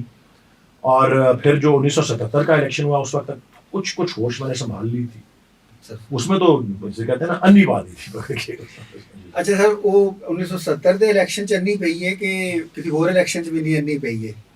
مقابلہ سخت ہے جی, مقابلہ سخت ہے, بہت سخت ہے. بخیر اس کا کیا کہتے ہیں پڑھی انی ہے لیکن طریقہ واردات مختلف ہے. نہیں سر, میں طریقہ واردات امپیکٹ انالیسس کہہ رہے ہیں کہ 1970 تو زیادہ بھی کسی ساڈے الیکشن چ نہیں پئی ہے. پروبیبلی ناٹ, نہیں میرے خیال میں نہیں, اس سے زیادہ نہیں. لیکن کیونکہ وہاں پہ جو کچھ ہوا تھا اور جہاں کے جس طرح سے بیلٹ باکسز کو اٹھا کے لوگ دیدہ دریدی سے لے کے گئے تھے, جس طرح سے کھیتوں کے اندر سے بیلٹ باکسز اور ووٹس نکلے تھے اور چیزیں نکلتی آ رہی تھی, بہت سی چیزیں اس وقت بھی ہوئی تھی, وہ اس وقت کی ٹیکنالوجی کے حوالے سے تھی. اب تو زیادہ سوفسٹیکیٹڈ ہو گیا ہے. مطلب یہ ہے نہیں, مطلب جس طرح آپ دیکھیں کہ اب 2024 میں الیکشن ہوا 8 فروری کو, لیکن دیکھیں نا اس وقت سٹینڈرڈز اور تھے, اب سٹینڈرڈ اور ہیں. دنیا کے آبزرورز آپ کے یہاں آئے ہوئے ہیں, آپ نے ٹائم باؤنڈ چیزیں الیکشنز ایکٹ میں ڈالی ہوئی ہیں. تو وہ مطلب اگر آپ خلاف ورزیوں پہ اتریں یا اپنے ہی وضع کردے قانون کے اوپر جو ہے نافرمانیوں پہ اتریں, تو میرے خیال میں 2024 کا مقابلہ تو کوئی بھی الیکشن نہیں کر سکتا. سر اب ہم چلتے ہیں 90s کی پالیٹکس, پولیٹیشینس کے بارے میں بات کر رہے ہیں. نواز شریف اور بے نظیر کا جو ایک سیاسی حریف رہے ہیں, اور وہ جو 10 سالہ پالیٹکس ہوئی ہے, 10-11 سالہ, آپ اس کو سر کیسے دیکھتے ہیں؟ کیا اس نے پاکستان میں جمہوریت کو, جمہوری اداروں کو, آئین کو, رول آف لا کو, جو ہمارا ایک ڈیموکریٹک پروسیس تھا, اس کو مضبوط کیا؟ کچھ لحاظ سے کیا بھی اور کچھ لحاظ سے نہیں بھی کیا. میں سمجھتا ہوں کہ اس میں ایک واقعہ جو اسٹینڈ آؤٹ کرتا ہے وہ یہ ہے کہ وہ جو آئین کا جو اتھارٹیرینزم تھا جو جنرل ضیاء الحق چھوڑ گئے ہوئے تھے پیچھے اس وقت کی 8ویں ترمیم کر کے, اور سارے اختیارات صدر کو دیے ہوئے تھے اور ساری ذمہ داریاں وزیر اعظم کو دی ہوئی تھی, جس میں پہلے ضیاء الحق نے محمد خان جنیجو کو جو ہے ان کی گورنمنٹ کو فارغ کیا, خود ان کو انسٹال کر کے الیکشنز نان پارٹی کرا کے, پھر 2 دفعہ بے نظیر بھٹو برطرف ہوئی, 1 دفعہ نواز شریف برطرف ہوئے. اس میں کم از کم یہ تھا کہ جو 1993 میں نواز شریف کے خلاف غلام اسحاق خان نے کارروائی کی, انہوں نے اپنی زندگی کا ایک سٹینڈ جو لیا, آئی تھنک اس میں جو ہے میں سمجھتا ہوں تھوڑی سی ایک جھلک نظر آتی ہے کہ ایک, کیونکہ اس میں یہی تھا کہ ایک اتھارٹیرین پریزیڈنٹ نے اپنی پرسنل لائک اور ڈس لائک کو مسلط کیا, ایک شخص کھڑا ہو گیا اس کے آگے, اور اس سے پہلے میرے خیال میں میاں نواز شریف کی زیرو, نہ کوئی پاپولیرٹی تھی, نہ کوئی کریڈیبلٹی تھی, نہ کوئی لیجیٹیمیسی تھی. وہ ضیاء الحق کی سیاسی اولاد سمجھے جاتے تھے, لیکن یہ ان کو کریڈٹ ضرور جاتا ہے, اور اس حوالے سے کہ جو انہوں نے وہ سٹینڈ لے لیا, میں استعفیٰ نہیں دوں گا, میں اسمبلیاں نہیں توڑوں گا, میں ڈکٹیشن نہیں لوں گا. اس نے ایک عارضی سطح پر, کیونکہ یا تو پھر وہ ایک سٹینڈ لیتے نا تو وہ سٹینڈ پہ اپنی باقی ساری عمر قائم رہتے, اور میں ان کو انوائٹ کرتا رہا 2023 کے اکتوبر میں, نومبر میں آن ایئر بڑے بڑے چینلز پہ میں کہتا رہا جی الیکشن آنے والا ہے, یہ وقت ہے کہ میاں نواز شریف جیسے لیڈر سٹینڈ اگر لے لیں, کیونکہ پھر پیپلز پارٹی کی لیڈرشپ کا سب کو پتہ ہی ہے کہ وہ سٹینڈ لے لیں کہ نہیں جی میں الیکشن اس شرط پہ لڑوں گا 2024 کا کہ لیول پلینگ فیلڈ ہو, بے شک ہم اس میں شکست کھا جائیں, لیول پلینگ فیلڈ کا شرط اگر وہ رکھ دیتے تو بہت بڑے آج ان کا وہ ہوتا. وہ اس وقت انہوں نے ایک سٹینڈ لیا تھا, تھوڑا سا میں نے کہا نا جھلک اس میں آئی تھی 90s میں, لیکن پھر یہی ہوا کہ وہ آئے, وہ ان کو بھی کرنا یہی پڑا کہ وہ سٹینڈ انہوں نے لیا, سپریم کورٹ نے ان کو بحال کر دیا 1993 کے اندر, نہیں چل سکی ان کی حکومت, کیونکہ یہ تھا کہ اس وقت بے نظیر بھٹو صاحبہ جنہوں نے اتنی اسٹرگل کی تھی ایم آر ڈی کے اس میں اور جنرل ضیاء کے خلاف, وہ اسٹیبلشمنٹ سے جا کے مل گئی, وہ ایک پاورفل صدر اسحاق کے ساتھ جا کے مل گئی, اور پھر کیا ہوتا ہے کہ جی اس کے نتیجے میں کیا ہوا کہ پھر میاں نواز شریف جو ہے وہ فاروق الغاری کے ساتھ مل گئے. سٹینڈ لینے کے بعد یہی ہوا نا, وہ فاروق الغاری کے ساتھ مل گئے. فاروق الغاری جو کہ ان کا مطلب صحیح پورا آئیڈیولوجیکل آدمی تھا ان کے ذوالفقار علی بھٹو کی پارٹی کے, کس طرح بے نظیر اور ان کے شوہر نے اس وقت پرائم منسٹر تھیں اور مرد اول نے ان کو اپنے سے متنفر کر دیا اتنی حد تک کہ میاں نواز شریف نے ان سے مل کے, لیکن پھر جب وہ آئے اور جس اکثریت سے آئے پھر وہ اپنے آپ کو امیر المومنین, ذرا دیکھیں نا انہوں نے جو 15ویں ترمیم کرنے کی کوشش کی تھی, تو وہ پھر ہوا یہی کہ میں نے کہا ہے نا کہ اگر آپ دیکھیں کہ اگر اس 90 کی دہائی میں اگر کوئی 10 چیزیں ہوئی ہیں تو ان میں سے 9 منفی تھی, وہ ایک جو چھوٹی سی پازیٹیو تھی وہ میں نے آپ کو بتایا, اور اس کی وجہ سے بلکہ آپ امیجن کریں کہ یہ ایک پروفیشنل اپریزل سمجھ لیں. اس وقت تو 2 ہی پارٹیاں تھیں نا ملک میں, تیسری تو کوئی تھی نہیں قوت. پیپلز پارٹی اور اس وقت IGI اس وقت کی تھی, یا اینٹی پیپلز پارٹی کہہ لیں. اور پھر انہوں نے PMLN بنا لی کیونکہ وہ باقی چھوڑ گئے ان کو IGI میں, جو وہ تو جنرل حمید گل نے بنائی تھی, وہ سب کو پتا ہے IGI. بہرحال وہ اس کو چھوڑ گئے. تو جب انہوں نے وہ سٹینڈ لیا غلام اسحاق کے خلاف, تو آئرنی دیکھیں کہ بینظیر بھٹو تھیں, انہوں نے کہا نواز شریف سیاستدان بن گیا. اور جب سپریم کورٹ میں خالد انور, اللہ ان کو غریق رحمت کرے بھی, حال ہی میں ان کا سپریم کورٹ میں خالد انور کیس آرگیو کر رہے تھے, تو انہوں نے کہا یہ دیکھو سپریم کورٹ کے 11 ججز کے سامنے وہ کہتے ہیں یہ دیکھیں اسمبلی جس طرح توڑی گئی ہے بدنیتی پہ مبنی تھی, حکومت کو پیک اپ کیا گیا بدنیتی پہ مبنی تھا. اور یہ دیکھ لیں کہ یہ میں نے جو لفظ استعمال کیا یہ ایکچولی خالد انور کے الفاظ تھے جو انہوں نے اوپن کورٹ میں کہے کہ look at it my lords as a professional appraisal, کہ آپ کی سب سے بدترین سیاسی دشمن یہ کہہ رہی ہے کہ نواز شریف سیاستدان بن گیا, اور اگر کوئی ووٹ بینک انہوں نے بنایا تو اس دن کے بعد بنایا ہے, جو کہ پتہ نہیں اب ہے بھی کہ نہیں ہے. چل سر وہ ایک ہم اب اس کو آگے لے کے چلتے ہیں. اب ہم آتے ہیں پاکستان کا جو پولیٹیکل لاسٹ ایرا ہے, یہاں پہ عمران خان کی انٹری ہوتی ہے 2011 سے لے کے اب 3 پلیئرز آ گئے, PMLN, پیپلز پارٹی اور عمران خان, کیونکہ بینظیر کی شہادت ہوتی ہے, محترمہ بینظیر بھٹو کی شہادت ہوتی ہے, اور وہ پیپلز پارٹی ایک دوسری موڈ میں چلی جاتی ہے. سر جو عمران خان کی سیاست ہے, آپ نے PTI کو جوائن کیا, ڈیفینیٹلی آپ کے جواب میں بائس ہوگا, کیونکہ ایک اسٹرکچرل بائس ہوتا ہے آپ جس کے ساتھ الائن کرتے ہیں. عمران خان کی پالیٹکس نے, میں ایز اے آبزرور پوچھ رہا ہوں آپ سے, کہ پاکستان کا جو ایک صرف پولیٹیکل ڈائنامکس کو کیسے تبدیل کیا, کیونکہ اس وقت کہا جاتا تھا کہ 2 پارٹی سسٹم میں تیسری پارٹی انٹر نہیں ہو سکتی. جی وہ ایک تو یہی ہے ان اٹ سیلف کہ تیسری قوت کے طور پہ آنا, اور پھر آئی تھنک ایک پاپولر امیجنیشن میں ایک تار کو ایسے چھیڑ دینا, اور اس کا میں سمجھتا ہوں آپ اس کو باعث کہہ لیں کیا, اور بے انتہا کریڈٹ جو ہے وہ عمران خان صاحب, ان کی پرسنالٹی اور ان کے سٹینڈ کو جاتا ہے, اور وہ یہ ہے کہ انہوں نے ایک پورے طبقے کو, ایک پوری کلاس کو آف پیپل آف پاکستان کو موبلائز پولیٹیکلی کیا. کس طرح سے؟ 3 طریقوں سے, جنہوں نے کبھی پولیٹیکل پروسیس کا حصہ بننے میں دلچسپی شو نہیں کی تھی, بطور ووٹر کے, بطور ورکر کے, اور بطور کینڈیڈیٹس کے. یہ 3 لیولز پہ وہ لوگوں کو موبلائز کر کے فیلڈ میں لے کے آئے, نہ صرف ایک تیسری قوت کے طور پہ بٹ آلسو ٹو موبلائز اور اتنے بڑے سیکشن آف دا پاپولیشن. اور اس کی آپ دیکھ لیں کہ اس کی اسپریڈ جو ہے, اور وہ خاص طور پہ جب ان کے خلاف وہ کارروائی ہوئی اور حکومت کو رجیم چینج جب کی گئی 2023 کے اندر اپریل میں, تو اس کے بعد سے وہ دیکھیں نا, اس میں جب ذوالفقار علی بھٹو کی پاپولیرٹی جو تھی وہ زیادہ صرف پور طبقے تک محدود تھی. اس میں ایک کراس کلاس جو ہے, اس میں ضعیف بزرگ, اس میں خواتین, اس میں یوتھ, اس میں ورکنگ کلاس, وہ سب جو ہے پورا اکراس دا اسپیکٹرم جو ہے. تو یہ آئی تھنک پولیٹیکل ڈائنامکس میں یہ چینج آیا ہے. اور آپ یہ دیکھ لیں اس کی اگین میں وہ والی مثال کی تشبیہ لیتا ہوں, وہ جو خالد انور صاحب نے دی تھی نا, کہ بینظیر بھٹو کہہ رہی ہیں کہ look at it as a professional appraisal, کہ جی میرا سب سے بڑا مخالف اب سیاستدان بن گیا ہے. اب دیکھیں وہ جن کا آپس میں اٹ کتے کا ویر ہو گیا تھا, وہ اکٹھے ہو گئے ہیں ایک کا مقابلہ کرنے کے لیے. یہ فرق لے کے آئے ہیں وہ. نہیں وہ تو سر بھٹو بھی جب بہت پاپولر تھے, جب 1970 کا الیکشن ہوا تو Bhutto was nowhere in East Bengal اس وقت, جو کیونکہ ایسٹ بنگال میں وہ نہیں تھے, KPK میں وہ نہیں تھے, ظاہر بلوچستان بعد میں, سارا پنجاب نے ان کو, پنجاب میں اسے تھے. ظاہر عمران خان کے بارے میں, بلکہ نواز شریف نے بھی ان سے اچھا پرفارم کیا. اب عمران خان کے بارے میں کہ پاکستان کے جو موجودہ پاکستان ہے اس کے سارے پاکٹس میں وہ پاپولر ہیں, سوائے انٹیریئر سندھ کی پاکٹ کے, ادھر پاپولر اتنے نہیں ہیں, اور ایک بلوچستان کی بلوچ بیلٹ میں, باقی جتنے بھی پروونسز ہیں ہر جگہ عمران خان صاحب ہیں. سر آپ نے PTI کیوں جوائن کی؟ میں نے اس لیے جوائن کی کیونکہ مجھے جو وقف عمران خان نے لیا ہوا تھا, اور وہ 2 ستونوں پر ہے, وہ PTI کا جو فلاسفی پوری وہ یہی ہے کہ جی کرپشن سے آزاد نظام نمبر 1, اور نمبر 2 کہ طاقتور اور کمزور کو قانون کی نگاہوں میں برابر کر کے لانا. لیکن اس کے اوپر جب ان کی گورنمنٹس آئی ہیں کام نہیں ہوا. وہی تو سارا رونا ہے جی.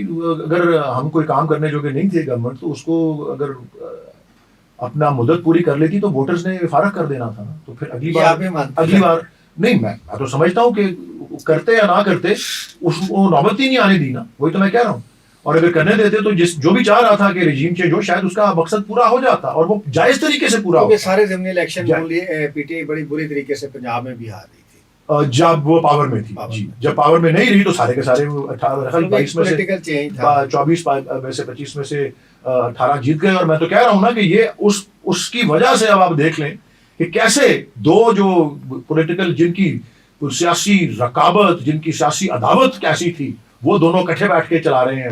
آپ نے کبھی سوچا تھا کہ آصف زرداری صدر ہو گئے اور شہباز شریف پرائم منسٹر ہو گئے؟ سر اس کو تھوڑا اکیڈمیکلی ہم دیکھتے ہیں کیونکہ تینوں پارٹیز کے کانسٹیٹیوشنز ہم نے اس کے اوپر ایک ریسرچ بھی کی ہے. سر جو پاکستان کی بنیاد مذہبی پارٹیز کو ہٹا کے جو مین اسٹریم کی دوسری پارٹیز ہیں ان کی کوئی آئیڈیالوجی میں فرق نہیں, ایک جیسی ہی آئیڈیالوجی ہے. اب پولیٹیکل ریکروٹمنٹ دیکھ لیں, ایک الیکٹیبل ہے چاہے وہ پیپلز پارٹی میں آ جائے, چاہے نون لیگ میں آ جائے, چاہے وہ پی ٹی آئی میں آ جائے. آرگنائزیشنز دیکھ لیں سینٹرلائزڈ ہے, پارٹی کی آرگنائزیشنز نہیں ہیں, جو لیڈر کہے گا وہی ایک پروسیس ہے. پولیٹیکلی وہ ڈیموکریٹک نہیں ہے, نامینیشن ہے ساری ہر جگہ پہ. ابھی بھی پی ٹی آئی نامینیٹ کرتی ہے کہ یہ ہمارا چیئرمین ہے, یہ ہمارا ہے, اور بعد میں وہ جس طرح الیکشن ہوتے ہیں وہ ظاہر ہے سب کو معلوم ہے تمام پولیٹیکل پارٹیز کا. تو sir P T I specifically P T I کی پولیٹیکل فلاسفی کیا ہے, اس کی آرگنائزیشنل اسٹرینتھ کیا ہے, اور وہ ایز اے پولیٹیکل آرگنائزیشن کیسے کام کرتی ہے؟ دیکھیں جی, ایک پولیٹیکل پارٹی کی جو ہے سکسیس ایک آئیڈیل سسٹم میں وہ تو دو چیزوں پر میرے رائے میں دو چیزوں پہ جو ہے وہ منحصر ہوتی ہے. نمبر ایک آرگنائزیشن اور نمبر دو ووٹ بینک. لیکن ہمارے یہاں یہ ہے کیونکہ ڈیموکریٹک سسٹم اتنا ڈیولپڈ ہے ہی نہیں, اس کو پنپنے کا اتنا موقع ہی نہیں ملا. اور کچھ صورتحال اس طرح کی نظر آتی ہے کہ اب پولیٹیکل پارٹیز ایسی ہیں جن میں آل آرگنائزیشن ہے اینڈ نو ووٹ بینک. اب آپ دیکھ لیں جماعت اسلامی کتنی آرگنائز پارٹی ہے بٹ ان کا ووٹ بینک اگر آپ ٹوٹیلٹی میں دیکھیں تو کتنی سیٹوں پہ نہیں ہے, کیونکہ وہ ایک پرٹیکولر. میں سمجھتا ہوں دوسرے اینڈ آف اسپیکٹرم پہ یہ ہم آ گئے ہیں کہ پی ٹی آئی کے جس کا امینس ووٹ بینک ہے لیکن اس کی آرگنائزیشن اس نوعیت کی نہیں ہے. کسی سٹیج پہ ایک وقت میں لوگوں نے جو ریسرچ کی ہوئی ہے وہ دکھاتے ہی ہیں, پتہ نہیں میں سمجھتا ہوں کہ وہ ضروری نہیں ہے کہ درست ہو, کہ جی ایک پوائنٹ پہ اور سرٹن پاکٹس میں پاکستان کے ایک پوائنٹ پہ, آج نہیں ایسا نہیں ہے درست, کہ ایم کیو ایم اس میں شمار ہوتی تھی کہ وہ آرگنائزڈ بھی تھی اور اس کا ووٹ بینک بھی تھا اپنی پاکٹس میں. لیکن پھر جب وہ بات کرتے ہیں تو جو ان کے مخالفین ہیں وہ کہتے ہیں نہیں جی وہ آرگنائزیشن اور ووٹ بینک تو اپنی جگہ, اس کے ساتھ بہت سارا اسلحہ بھی جو ہے وہ جب اسٹیٹس کو کے خلاف یا نظام کے خلاف جب ریاست آگے کھڑی ہوئی ان کے تو پھر ان کی بھی آرگنائزیشن کہیں نہیں رہی. یہ بھی ایک کرٹیسزم ہے, لیکن جتنی پاپولر اپیل ہے اب یہ انٹرنیشنل اسٹینڈرڈز ہیں کہ اگر آپ کی 50% سے اوپر پاپولیرٹی ہو تو پارٹی اگر آرگنائز نہیں ہو رہی, جتنے مرضی مشکل سرکمسٹانسز ہیں, تو پھر پارٹی کا اس میں کیپیسٹی کے ایشوز ہیں, کیونکہ وہ ایک سرٹن انڈیکیٹر ہے کہ 12-15% پاپولیرٹی پہ آرگنائز ہو کے 50-40% تک اپنا الیکٹوریٹ کامیابی تک لے کے جاتے ہیں. اب پی ٹی آئی کی پاپولیرٹی 50% سے اوپر رہی ہے الیکٹوریٹ, اب اس کے سینس میں دیکھ لیں, اور اگر سافٹ ریولوشن ہو, سافٹ جلسے ہوں, تو ادھر لوگ بھی لاکھوں کی تعداد میں آتے ہیں, کیونکہ سرکمسٹانسز ان کے لیے اتنے چیلنج والے ہیں, تو اس میں اس طرح سے وہ آرگنائز نہیں کر سکتے, اور پارٹی کا شاید آرگنائزیشن کا ایشو ہے. پارا جی آپ تو ایک مجھے پوچھ رہے تھے پولیٹیکل فلاسفی کیا ہے. میں سمجھتا ہوں کہ پولیٹیکل فلاسفی وہی ہے. میں ایک اور وجہ جو میری اس کے ساتھ منسلک ہونے کی ہے وہ یہی ہے کیونکہ میں جو تصور کیا آپ کو میں نے بتایا بھی کہ جس طرح علامہ اقبال نے قائد اعظم کو لکھا تھا سوشل ڈیموکریسی جس کی بنیاد ہوتی ہے کراس کلاس کوآپریشن, یہ اس کی پولیٹیکل فلاسفی ہے. مطلب آپ میں نے کہا نا کہ اس میں پورا اسپیکٹرم ہے کہ پور سے لے کے رچ, ویمن سے لے کے بزرگ سے لے کے یوتھ, مڈل کلاس, وہ سب پروفیشنلز, سیلریڈ پیپل, وہ ایک کراس کلاس کوآپریشن کی اس کی جو ہے پولیٹیکل فلاسفی ہے. اور دیکھیں ابھی تو پھر بھی وہ ریلیٹیولی ینگ پارٹی ہے پاکستان کے سسٹم کے حوالے سے, تو اور میرے خیال میں جتنے زیادہ چیلنجز سے گزرتی ہے پولیٹیکل پارٹی اس کی جو ہے وہ آرگنائزیشن کے بہتر ہونے کے لیے. اب ہم لاسٹ کویسچن جی, آپ کے خیال میں پاکستان میں جمہوریت representation will of the people Pakistan کے پولیٹیکل سسٹم میں, بیوروکریٹک سسٹم میں ٹرانسلیٹ ہو سکتی ہے؟ بالکل ہو سکتی ہے جی. میں سمجھتا ہوں کہ کچھ آئینی اصلاحات شاید اس کے لیے بہتر ہوں. مجھے لگتا ہے کہ پارلیمانی نظام جو ہے اس ملک میں وہ اس کے منفی جو ہیں جو پہلو ہیں وہ زیادہ جو ہیں وہ سامنے آتے رہے ہیں اور ان پہ عمل درآمد زیادہ ہوتا رہا ہے, اور اس کے مثبت پہلوؤں پہ کم جو ہے عمل درآمد ہوتا رہا ہے. اور یہ کوalition گورنمنٹس بننا, ویک کوalitions کا آنا, اور پھر یہ first past the post system جو ہے یہ اس میں کچھ اصلاحات اگر ہوں مثال کے طور پہ دیکھیں جی یہ ہمیشہ اس پہ لوگ کنٹروورسی بنا دیتے ہیں. حالانکہ اگر آپ قیوم نظامی کی تھیوری پہ جائیں اور جو انہوں نے قائد اعظم کے اپنے دور کی جو باتیں اپنی کتاب میں لکھی ہوئی ہیں اور قائد اعظم کے پرسنل نوٹ سے بھی بات کی ہوئی ہے تو وہ ایسے سسٹم کو کنسیڈر کر رہے تھے اس وقت. تو دیکھیں اور اس کا مطلب یہ نہیں ہوتا لوگ پتہ کیا سمجھتے ہیں, لوگ سمجھتے ہیں کہ آپ پریزیڈینشیل فارم کی بات کر رہے ہیں تو اس کا مطلب ہے کہ فیڈرل اسٹرکچر آلریڈی زیرو ہو جائے. یہ بڑی بالکل غلط بھائی. سب ایک دنیا کا ڈیولپ ترین جو ڈیموکریٹک سسٹم امریکہ کا ہے اور وہ صدارتی ہے اور ساتھ فیڈرل اسٹرکچر بھی ہے. تو یہ دو علیحدہ چیزیں ہیں. بہرحال یہ ضروری نہیں اگر اس آئین کو میں اصلاح اگر میں اس سے زیادہ بجائے کہ آپ اتنا ریڈیکل کو چینج کریں کہ صدارتی نظام لائیں. آلدو جو لوگ آتے ہیں اقتدار میں even including prime minister Imran Khan جب وہ تھے تو وہ کہتے تھے یہ پارلیمانی نظام بلیک میل کا طریقہ ہے. لوگ آ کے کیبنٹ کی پوزیشنز مانگتے ہیں, لائلٹی کی ہاں جی وہ بھی ساری باتیں یہ بھی ہیں.